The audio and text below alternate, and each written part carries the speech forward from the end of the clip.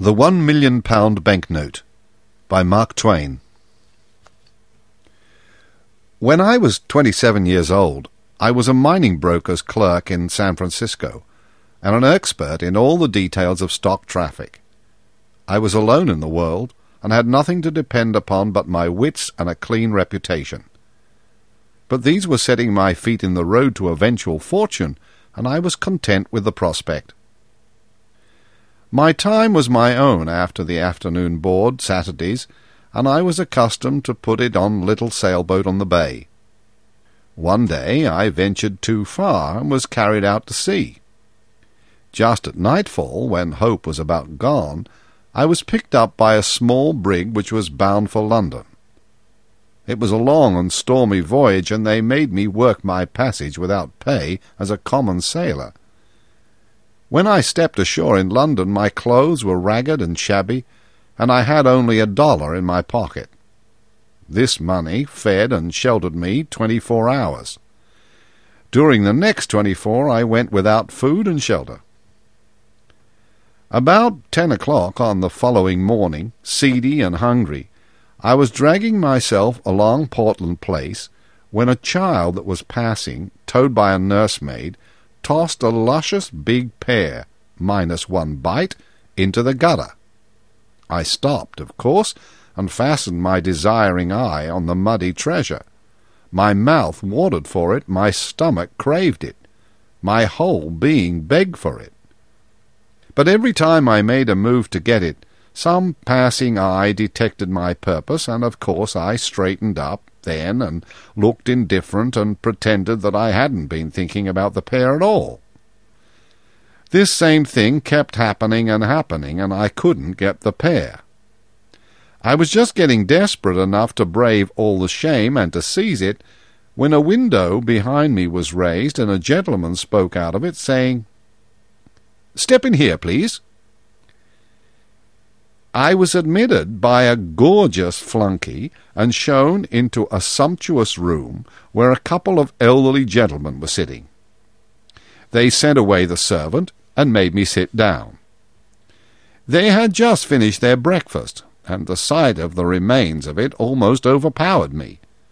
I could hardly keep my wits together in the presence of that food, but as I was not asked to sample it, I had to bear my trouble as best I could. Now, something had been happening there a little before, which I did not know anything about until a good many days afterward, but I will tell you about it now. Those two old brothers had been having a pretty hot argument a couple of days before, and had ended by agreeing to decide it by a bet, which is the English way of settling everything. You will remember that the Bank of England once issued 2 notes of £1 million each, to be used for a special purpose connected with some public transaction with a foreign country. For some reason or other, only one of these had been used and cancelled. The other still lay in the vaults of the bank. Well, the brothers, chatting along, happened to get to wondering what might be the fate of a perfectly honest and intelligent stranger who should be turned adrift in London without a friend, and with no money but that £1 million banknote, and no way to account for his being in possession of it. Brother A said he would starve to death. Brother B said he wouldn't. Brother A said he couldn't offer it at a bank or anywhere else because he would be arrested on the spot. So they went on disputing till Brother B said he would bet £20,000 that the man would live 30 days, anyway, on that million, and keep out of jail too. Brother A took him up. Brother B went down to the bank and bought that note. Just like an Englishman, you see, plucked to the backbone. Then he dictated a letter, which one of his clerks wrote out in a beautiful round hand, and then the 2 brothers sat at the window a whole day watching for the right man to give it to. They saw many honest faces go by that were not intelligent enough, many that were intelligent but not honest enough, many that were both, but the possessors were not poor enough, or, if poor enough, were not strangers. There was always a defect, until I came along. But they agreed that I filled the bill all round. So they elected me unanimously, and there I was, now, waiting to know why I was called in. They began to ask me questions about myself, and pretty soon they had my story. Finally they told me I would answer their purpose. I said I was sincerely glad, and asked what it was. Then one of them handed me an envelope and said I would find the explanation inside. I was going to open it, but he said no. Take it to my lodgings and look it over carefully, and not be hasty or rash.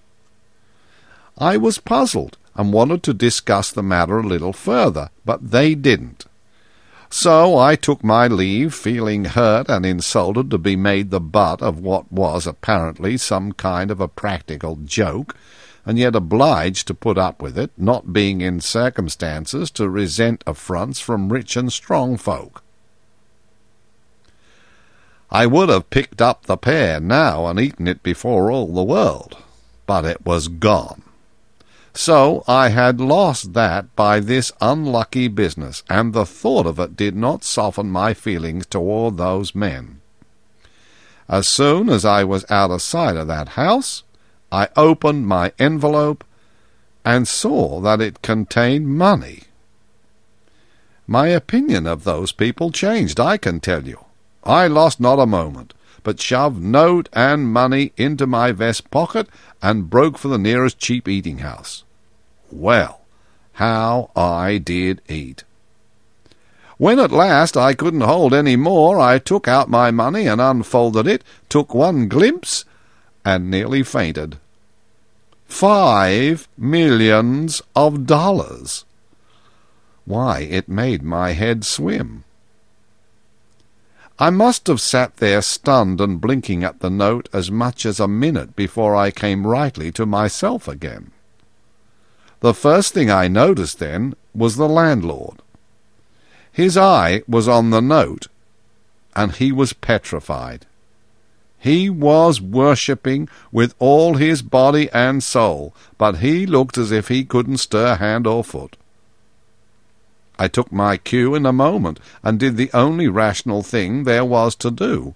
I reached the note toward him and said carelessly, "Give me the change, please."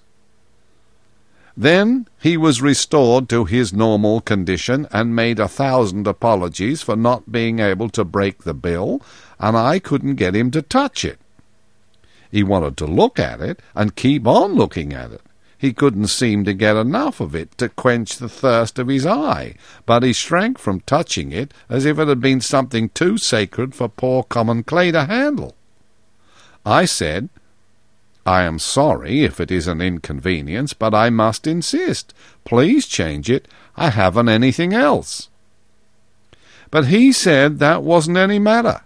He was quite willing to let the trifle stand over till another time. I said I might not be in his neighbourhood again for a good while, but he said it was of no consequence, he could wait, and moreover, I could have anything I wanted, any time I chose, and let the account run as long as I pleased. He said he hoped he wasn't afraid to trust as rich a gentleman as I was, merely because I was of a merry disposition, and chose to play larks on the public in the matter of dress. By this time another customer was entering, and the landlord hinted to me to put the monster out of sight. Then he bowed me all the way to the door, and I started straight for that house and those brothers, to correct the mistake which had been made before the police should hunt me up and help me do it. I was pretty nervous, in fact, pretty badly frightened, though of course I was no way in fault. But I knew men well enough to know that when they find they've given a tramp £1 million bill when they thought it was a £1, they are in a frantic rage against him instead of quarrelling with their own near-sightedness as they ought. As I approached the house, my excitement began to abate, for all was quiet there, which made me feel pretty sure the blunder was not discovered yet. I rang. The same servant appeared. I asked for those gentlemen. "They are gone." This in the lofty, cold way of that fellow's tribe. "Gone? Gone where?" "On a journey." "But whereabouts?" "To the continent, I think." "The continent?" "Yes, sir." "Which way? By what route?" "I can't say, sir." "When will they be back?" "In a month, they said." "A month? Oh, this is awful. Give me some sort of idea of how to get a word to them. It's of the last importance." "I can't, indeed. I've no idea where they've gone, sir." "Then I must see some member of the family." "Family's away too. Been abroad months. In Egypt and India, I think." "Ma'am, there's been an immense mistake made. They'll be back before night. Will you tell them I've been here, and that I will keep coming till it's all made right, and they needn't be afraid?" "I'll tell them if they come back, but I am not expecting them. They said you would be here in an hour to make inquiries, but I must tell you it's all right. They'll be here on time and expect you." So I had to give it up and go away. What a riddle it all was. I was like to lose my mind. They would be here on time. What could that mean? Oh, the letter would explain, maybe. I had forgotten the letter. I got it out and read it. This is what it said. "You are an intelligent and honest man, as one may see by your face. We conceive you to be poor and a stranger. Enclosed you will find a sum of money. It is lent to you for 30 days without interest. Report at this house at the end of that time. I have a bet on you. If I win it, you shall have any situation that is in my gift, any, that is, that you shall be able to prove yourself familiar with and competent to fill." No signature, no address, no date. Well, here was a coil to be in. You are posted on what had preceded all this, but I was not. It was just a deep, dark puzzle to me. I hadn't the least idea what the game was, nor whether harm was meant me or a kindness. I went into a park and sat down to try to think it out and to consider what I had best do. File tool.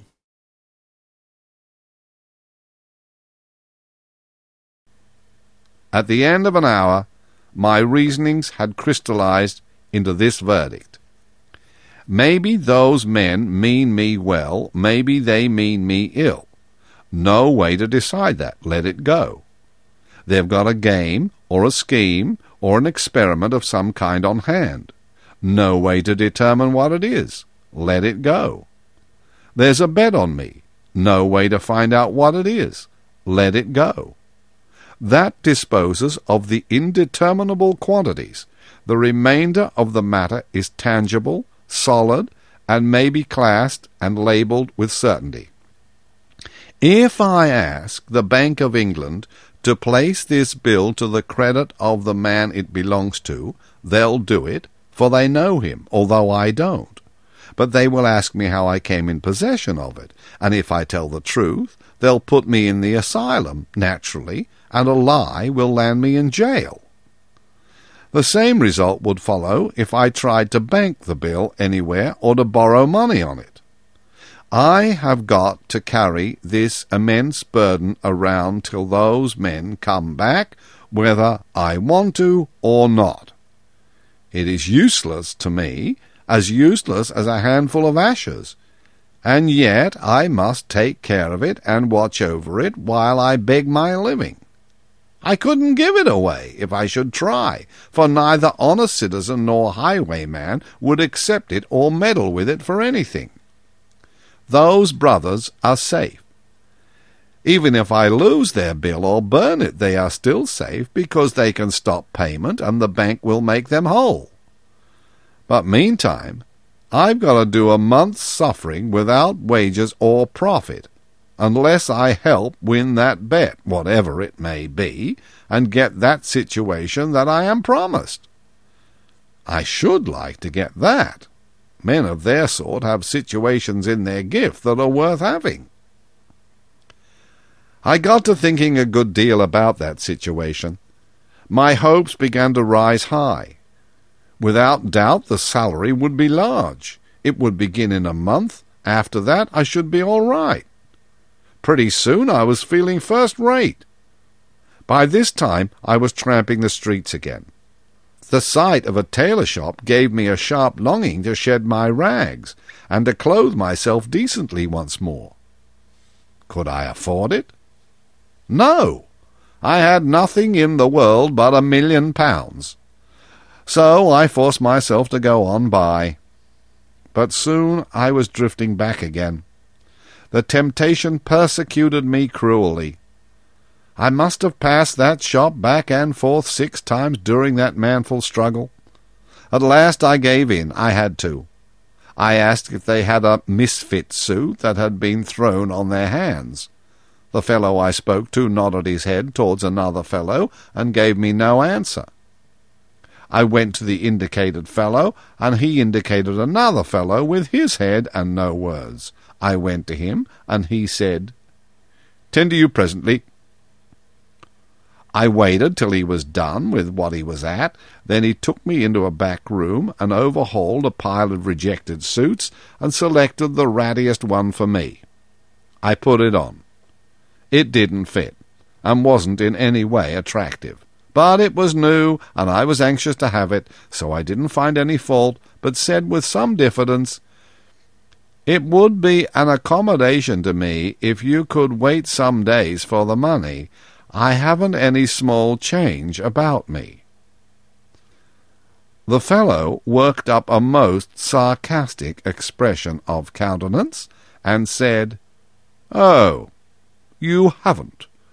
Well, of course I didn't expect it. I'd only expect gentlemen like you to carry large change." I was nettled, and said, "My friend, you shouldn't judge a stranger always by the clothes he wears. I am quite able to pay for this suit. I simply didn't wish to put you to the trouble of changing a large note." He modified his style a little at that, and said, though still with something of an air, "I didn't mean any particular harm, but as long as rebukes are going, I might say it wasn't quite your affair to jump to the conclusion that we couldn't change any note that you might happen to be carrying around. On the contrary, we can." I handed the note to him and said, "Oh, very well, I apologize."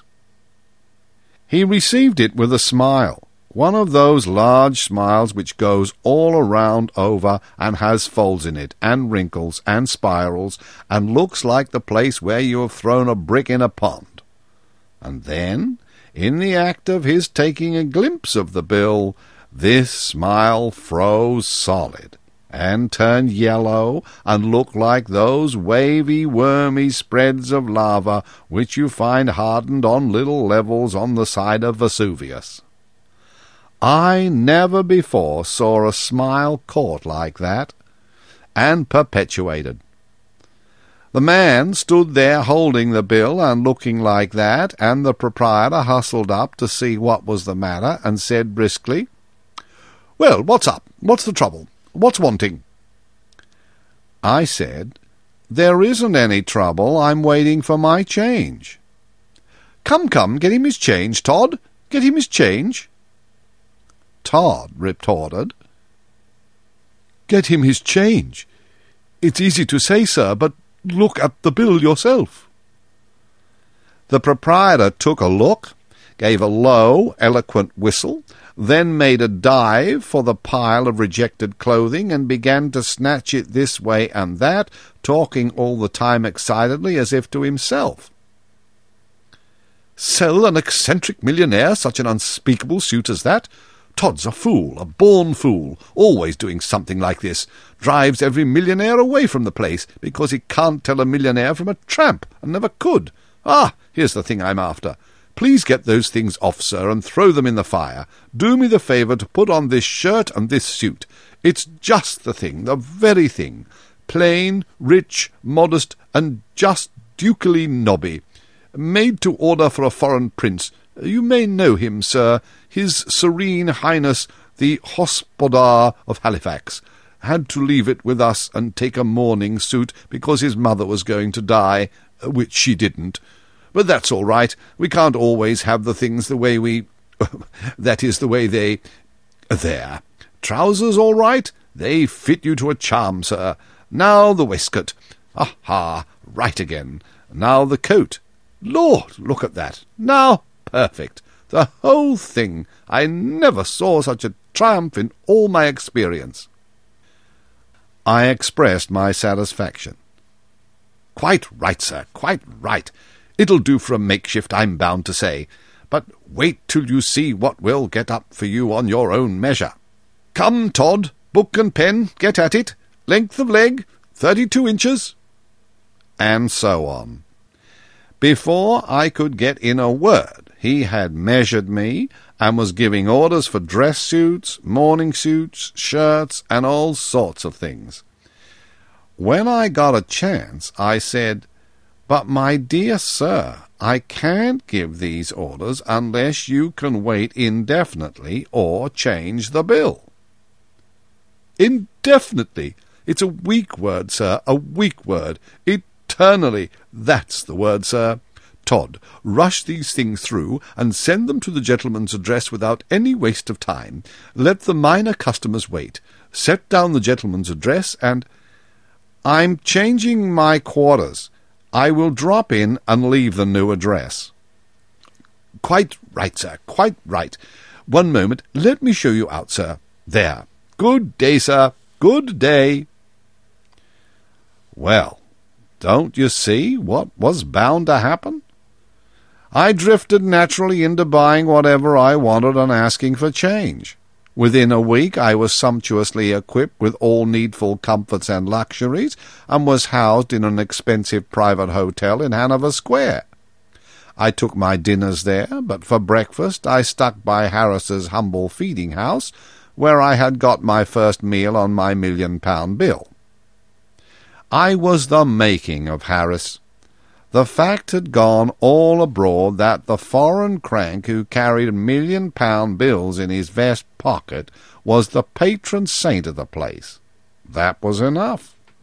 From being a poor, struggling little hand-to-mouth enterprise, it had become celebrated and overcrowded with customers. Harris was so grateful that he forced loans upon me and would not be denied. And so, pauper as I was, I had money to spend and was living like the rich and the great. I judged that there was going to be a crash by and by, but I was in now and must swim across or drown. You see, there was just that element of impending disaster to give a serious side, a sober side, to a state of things which would otherwise have been purely ridiculous. In the night, in the dark, the tragedy part was always to the front, and always warning, always threatening. And so I moaned and tossed, and sleep was hard to find. But in the cheerful daylight the tragedy element faded out and disappeared, and I walked on air, and was happy to giddiness, to intoxication, you may say. And it was natural, for I had become one of the notorieties of the metropolis of the world, and it turned my head not just a little, but a good deal. You could not take up a newspaper, English, Scotch, or Irish, without finding in it one or more references to the vest-pocket £1,000,000 and his latest doings and sayings. At first, in these mentions, I was at the bottom of the personal gossip column. Next, I was listed above the knights. Next, above the baronets. Next, above the barons, and so on. and so on, climbing steadily as my notoriety augmented, until I reached the highest altitude possible, and there I remained, taking precedence of all dukes not royal, and of all ecclesiastics except the primate of all England. But mind, this was not fame. As yet I had achieved only notoriety. Then came the climaxing stroke, the accolade, so to speak, which in a single instant transmuted the perishable dross of notoriety into the enduring gold of fame. Punch caricatured me. Yes, I was a made man now. My place was established. I might be joked about still, but reverently, not hilariously, not rudely. I could be smiled at, but not laughed at. The time for that had gone by. Punch pictured me all a-flutter with rags, dickering with a beefeater for the Tower of London. Well, you can imagine how it was with a young fellow who had never been taken notice of before, and now, all of a sudden, couldn't say a thing that wasn't taken up and repeated everywhere. Couldn't stir abroad without constantly overhearing the remark flying from lip to lip. "There he goes. That's him." Couldn't take his breakfast without a crowd to look on. Couldn't appear in an opera box without concentrating there the fire of 1,000 lorgnettes. Why, I just swam in glory all day long. That is the amount of it. You know, I even kept my old suit of rags, and every now and then appeared in them, so as to have the old pleasure of buying trifles and being insulted, and then shooting the scoffer dead with the £1,000,000 bill. But I couldn't keep that up. The illustrated papers made the outfit so familiar that when I went out in it I was at once recognized and followed by a crowd, and if I attempted to purchase, the man would offer me his whole shop on credit before I could pull my note to him. File 3.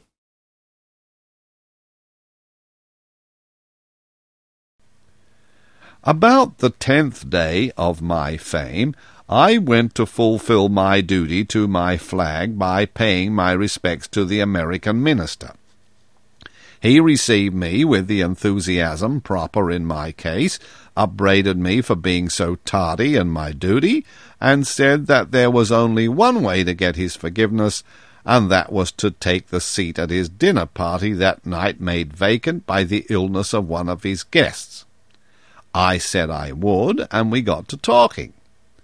It turned out that he and my father had been schoolmates in boyhood, Yale students together later, and always warm friends up to my father's death. So then he required me to put in at his house all the odd time I might have to spare, and I was very willing, of course. In fact, I was more than willing, I was glad. When the crash should come, he might somehow be able to save me from total destruction. I didn't know how, but he might think of a way, maybe. I couldn't venture to unbosom myself to him at this late date, a thing which I would have been quick to do in the beginning of this awful career of mine in London. No, I couldn't venture it now. I was in too deep. That is, too deep for me to be risking revelations to so new a friend, though not yet clear beyond my depth as I looked at it.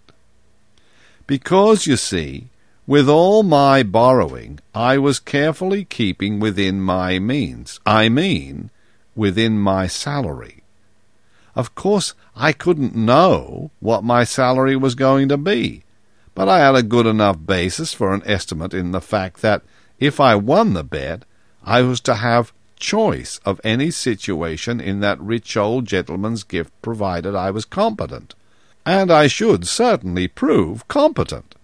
I hadn't any doubt about that. And as to the bet, I wasn't worrying about that. I had always been lucky. Now, my estimate of the salary was 600 to 1,000 a year. Say, 600 for the first year, and so on up year by year, till I struck the upper figure by proved merit. At present I was only in debt for my first year's salary. Everybody had been trying to lend me money, but I had fought off the most of them on one pretext or another, so this indebtedness represented only £300 borrowed money. The other £300 represented my keep and my purchases.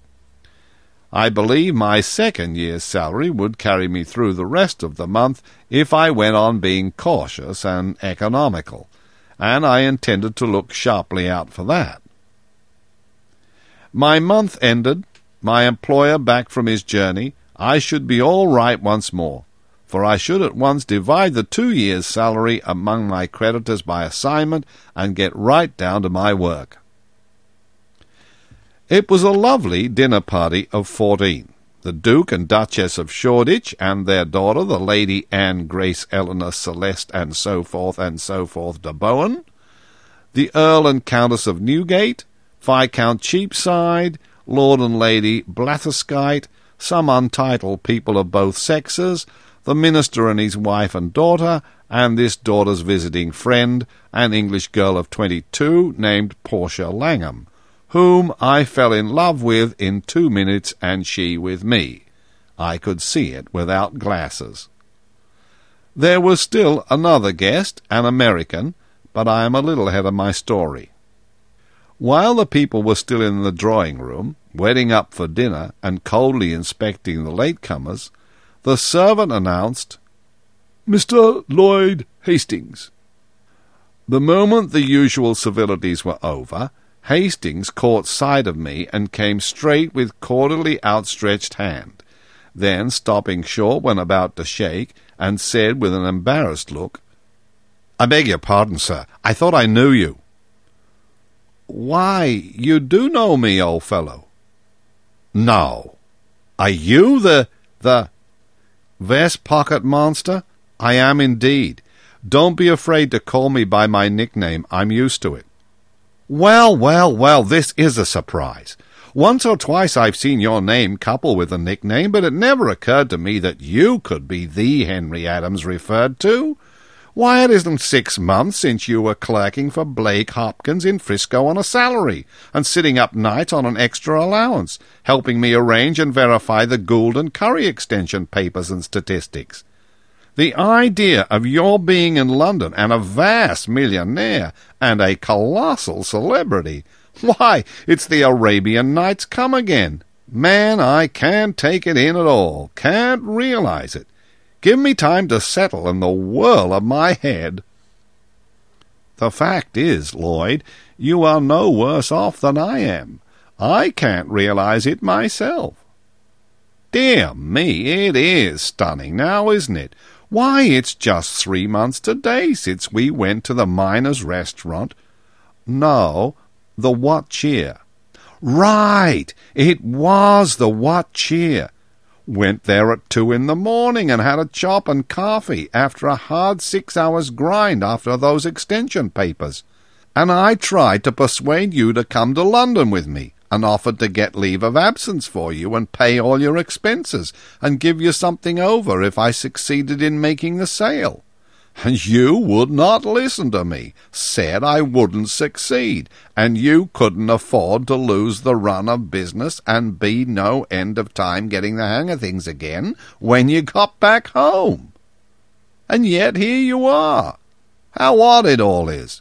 How did you happen to come, and whatever did give you this incredible start? Oh, just an accident. It's a long story. A romance, a body may say. I'll tell you all about it, but not now. When?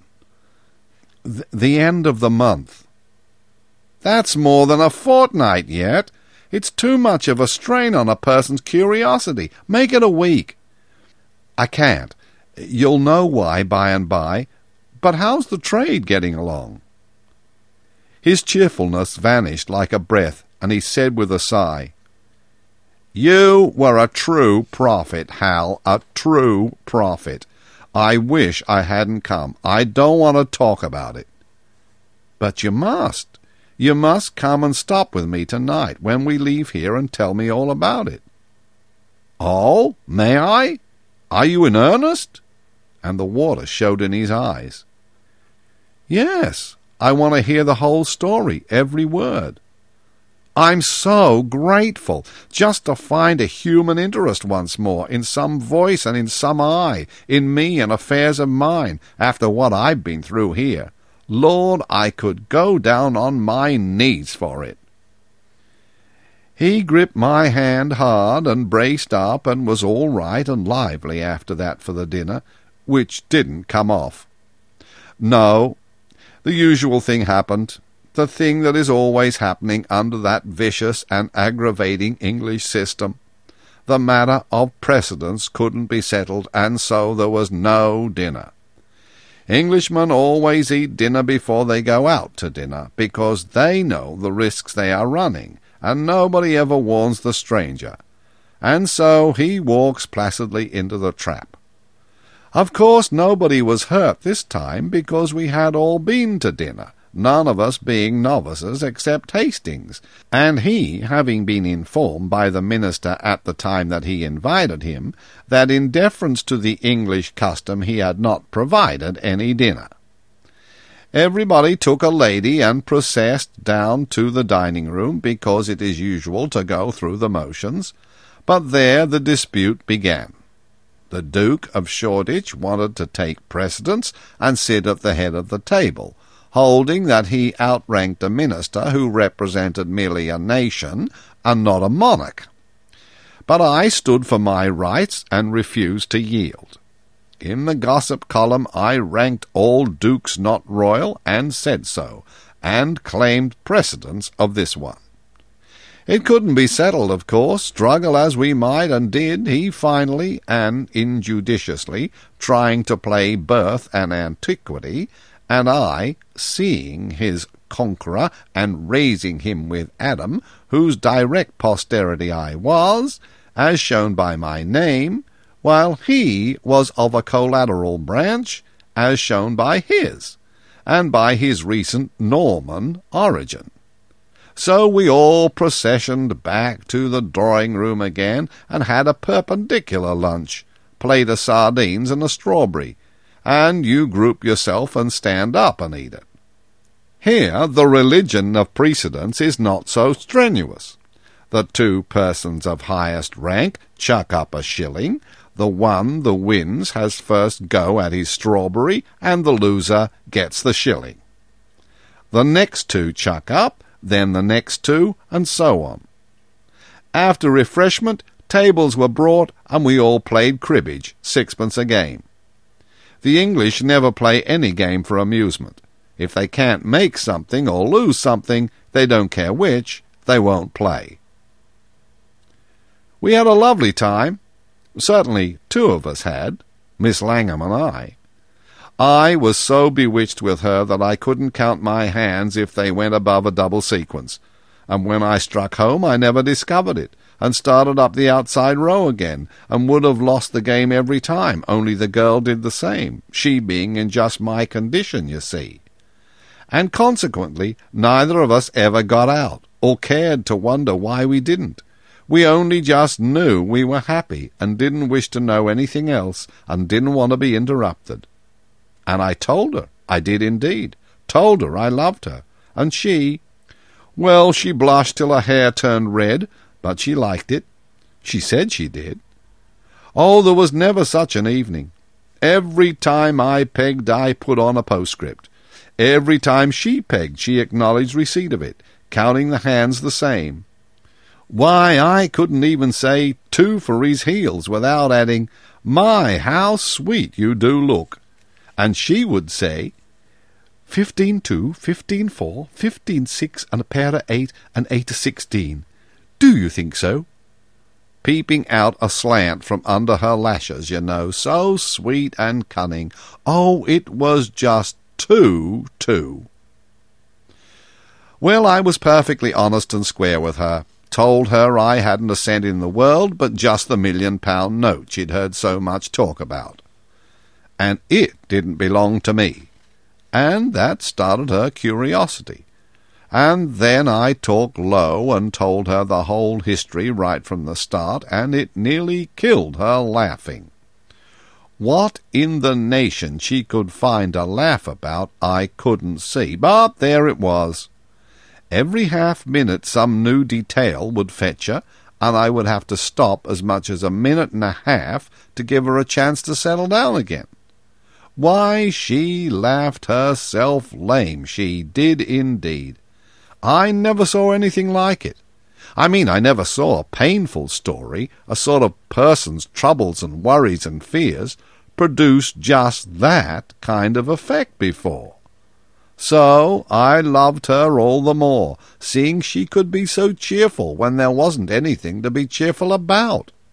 For I might soon need that kind of wife, you know, the way things looked.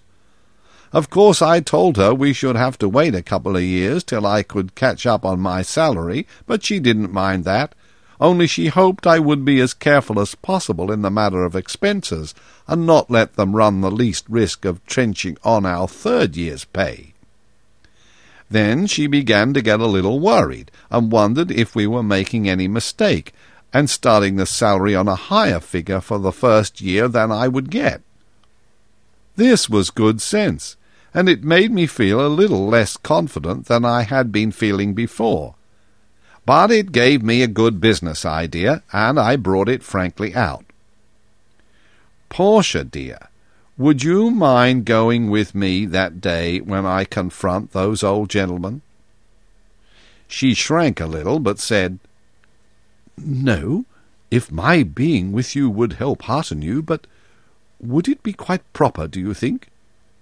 "No, I don't know that it would. In fact, I'm afraid it wouldn't. But you see, there's so much dependent upon it that—" "Then I'll go anyway, proper or improper," she said, with a beautiful and generous enthusiasm. "Oh, I shall be so happy to think I'm helping." "Helping, dear? Why, you'll be doing it all. You're so beautiful and lovely and so winning that with you there I can pile our salary up until I break those good old fellows, and they'll never have the heart to struggle." "Sho, you should have seen the rich blood mount, and her happy eyes shine." "You wicked flatterer! There isn't a word of truth in what you say, but still I'll go with you. Maybe it will teach you not to expect other people to look with your eyes." Were my doubts dissipated? Was my confidence restored? You may judge by this fact. Privately, I raised my salary to 1,200 the first year on the spot. But I didn't tell her. I saved it for a surprise. File 4.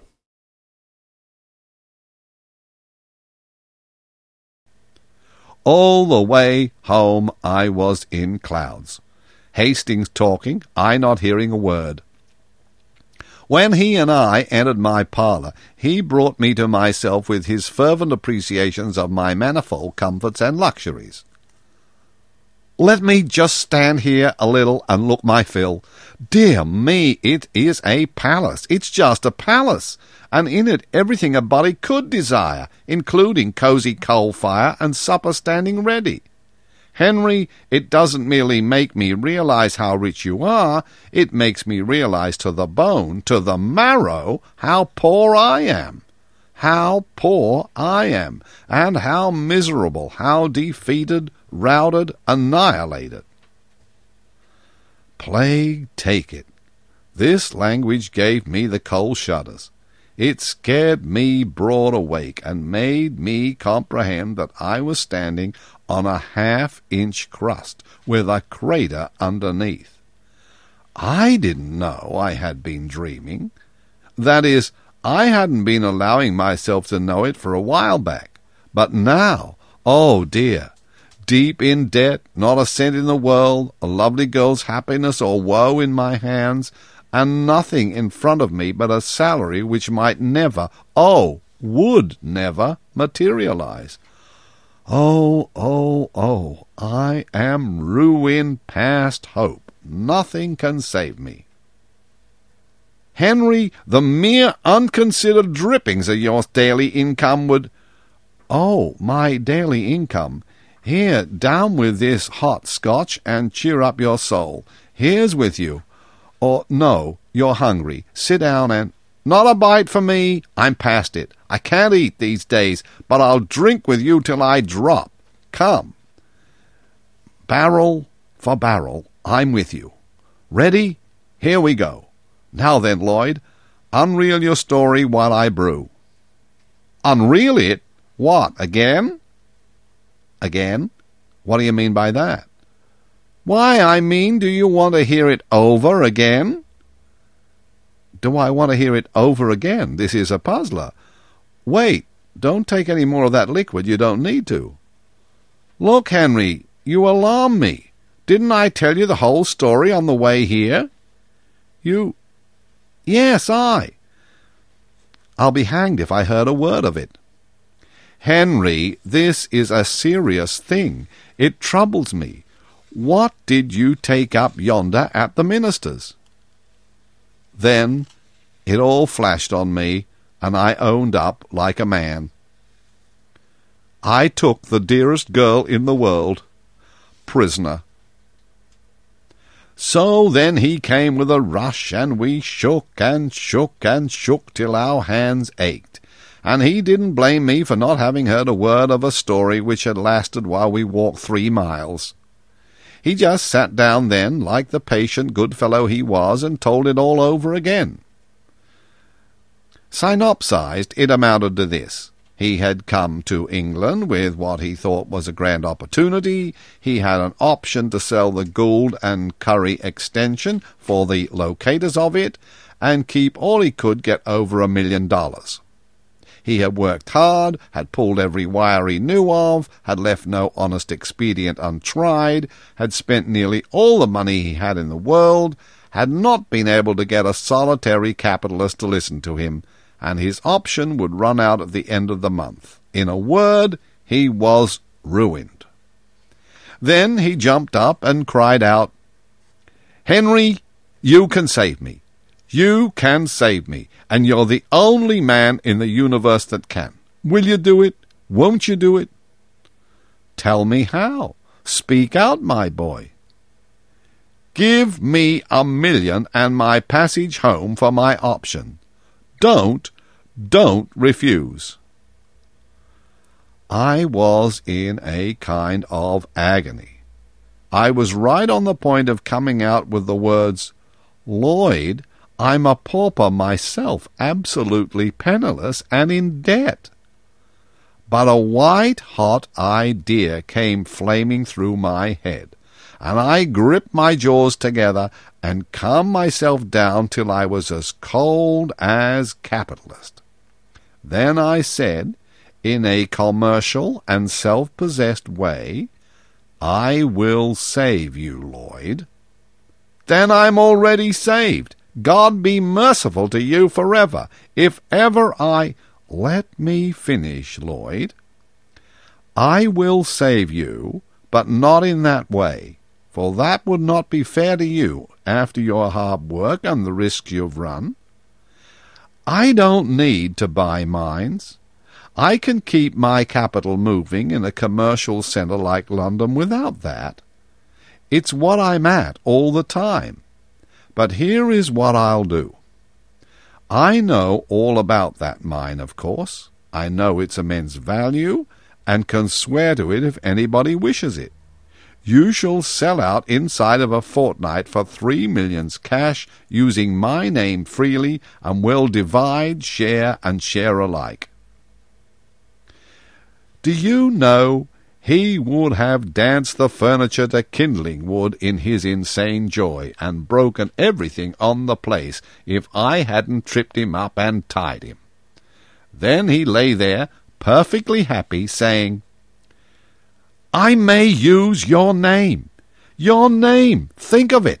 Man, they'll flock in droves. These rich Londoners, they'll fight for that stock. I'm a made man. I'm a made man forever, and I'll never forget you as long as I live." In less than 24 hours, London was abuzz. I hadn't anything to do day after day but sit at home and say to all comers, "Yes, I told him to refer to me. I know the man and I know the mine. His character is above reproach, and the mine is worth far more than he asks for it." Meantime, I spent all my evenings at the minister's with Portia. I didn't say a word to her about the mine. I saved it for a surprise. We talked salary, sometimes love and salary together.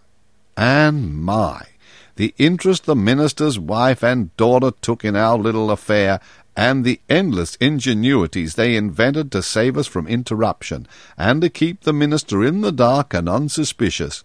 Well, it was just lovely of them. When my month was up at last, I had $1 million to my credit in the London and County Bank, and Hastings was fixed in the same way. Dressed at my level best, I drove by the house in Portland Place, judged by the look of things that my birds were home again, went on toward the minister's and got my precious, and we started back, talking salary with all our might. She was so excited and anxious that it made her just intolerably beautiful. I said, "Dearie, the way you're looking, it's a crime to strike for a salary a single penny under 3,000 a year." Henry, you'll ruin us." "Don't you be afraid. Just keep up those looks and trust to me. It'll come out right." So, as it turned out, I had to keep bolstering up her courage all the way. She kept pleading with me and saying, "Oh, please remember that if we ask far too much we may get no salary at all, and then what will become of us, with no way in the world to earn our living?" We were ushered in by that same servant, and there they were, the two old gentlemen. Of course they were surprised to see that wonderful creature with me, but I said, "It's all right, gentlemen, she is my future stay and helpmate." And I introduced them to her, and called them by name. It didn't surprise them. They knew I would know enough to consult the directory. They seated us, and were very polite to me, and very solicitous to relieve her from embarrassment, and put her as much at her ease as they could. Then I said, "Gentlemen, I am ready to report." "We are glad to hear it," said my man, "for now we can decide the bet which my brother Abel and I made. If you have won for me, you shall have any situation in my gift. Have you the £1,000,000 note?" "Here it is, sir," and I handed it to him. "I've won!" he shouted, and slapped Abel on the back.